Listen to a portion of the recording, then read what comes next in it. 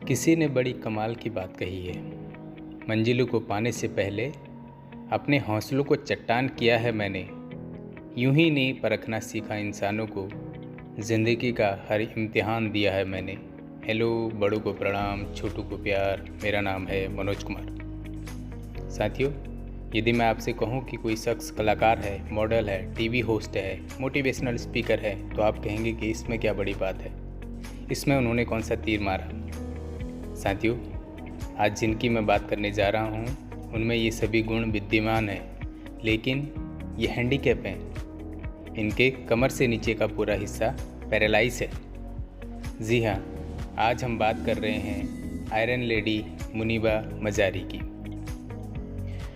कैसे मुनीबा मुश्किलों को मात देकर टीवी होस्ट, कलाकार, मोटिवेशनल स्पीकर बनी और आज मुनीबा की ज़िंदगी और उनकी शख्सियत कैसे लाखों लोगों, ख़ासतौर पर उन महिलाओं के लिए मिसाल है जो अपनी मुश्किलों से हार कर ज़िंदगी जीना छोड़ देती है। मुनीबा मज़ारी का जन्म 3 मार्च 1987 को रहीम यार खान, पंजाब में पाकिस्तान के बलोच परिवार में हुआ था, जिनको बचपन से ही चित्रकारी का शौक़ था। मुनीबा के 2 भाई हैं। मुनीबा का एक बेटा भी है जिसे उन्होंने बचपन में गोद लिया था। मुनीबा ने अपनी शुरुआती शिक्षा आर्मी पब्लिक स्कूल से की थी और उनके पास बैचलर्स इन फाइन आर्ट्स में डिग्री भी है। मुनीबा का जन्म पाकिस्तान के एक रूढ़िवादी बलोच परिवार में हुआ था, जहां महिलाओं को अपनी राय जाहिर करने का अधिकार नहीं था। बचपन से ही मुनीबा ने एक कलाकार बनने का सपना देखा था, मगर उनके पिता ने उनके लिए कुछ और तय कर रखा था। 18 साल की उम्र में ही मुनीबा की शादी कर दी गई। उनकी शादीशुदा ज़िंदगी अच्छी नहीं रही। 3 साल तक तो उन्होंने इस रिश्ते को निभाया, मगर 21 साल की उम्र में एक सड़क हादसे के बाद उनकी ज़िंदगी पूरी तरह से बदल गई। मुनीबा अपने पति के साथ कार से जा रही थी, मगर कार चलाते वक्त पति की आग लग गई और एक भीषण सड़क हादसे का दोनों शिकार हो गए। हादसे के बाद पति तो कार से निकल गया, मगर मुनीबा को जख्मी हालत में वहीं छोड़ गए। मुनीबा को प्राथमिक उपचार देकर हॉस्पिटल में भर्ती करा दिया गया। मुनीबा 2.5 महीने तक अस्पताल में रही।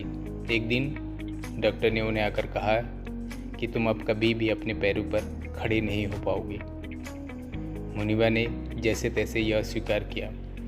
फिर अगले दिन डॉक्टर ने उन्हें बताया कि उनकी पेंटर बनने की बचपन की जो इच्छा थी वो कभी पूरी नहीं हो पाएगी, क्योंकि अब वो कभी पेंट नहीं कर पाएंगी। यह भी मुनीबा ने सहन कर लिया, लेकिन मुश्किलों का दौर यही नहीं रुका। एक दिन डॉक्टर फिर आए और डॉक्टरों ने उन्हें कहा कि अब आप कभी माँ नहीं बन पाओगी। तो मुनीबा रोने लगी। उन्हें ऐसे लगने लगा कि सब कुछ खत्म हो गया है। यहाँ तक कि मुनीबा ने आत्महत्या करने का भी मन बना लिया।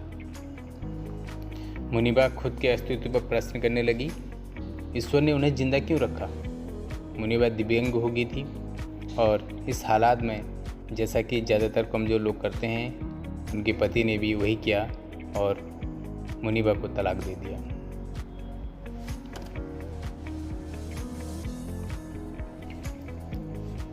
लेकिन मुनीबा अब तक इतना दर्द सह चुकी थी कि उन्होंने अपने पति के शादी के समय बेस्ट ऑफ लक का संदेश भेजा। अब मुनीबा ने ईश्वर को कोसना बंद कर दिया और धन्यवाद देना शुरू कर दिया। मुनीबा ने इस बात को समझा कि ईश्वर ने उन्हें नया जीवन खुद को जीने के लिए दिया है। मुनीबा ने सबसे पहले अपने सभी डरों को स्टेप बाय स्टेप लिखा और उनका सामना करना शुरू कर दिया। डॉक्टर के अनुसार मुनीबा पेंटिंग नहीं कर सकती थी, किंतु मुनीबा ने हॉस्पिटल में ही अपने भाई से कहा कि मुझे पता है मेरे हाथ सही नहीं हैं, लेकिन मैं हॉस्पिटल में सफ़ेद ड्रेस और सफ़ेद दीवारों को देखकर थक चुकी हूँ, इसलिए मुझे कलर्स और कैनवास ला के दो, मैं पेंट करना चाहती हूँ। और मुनीबा ने अपनी पहली पेंटिंग अपने हॉस्पिटल बेड पर बनाई।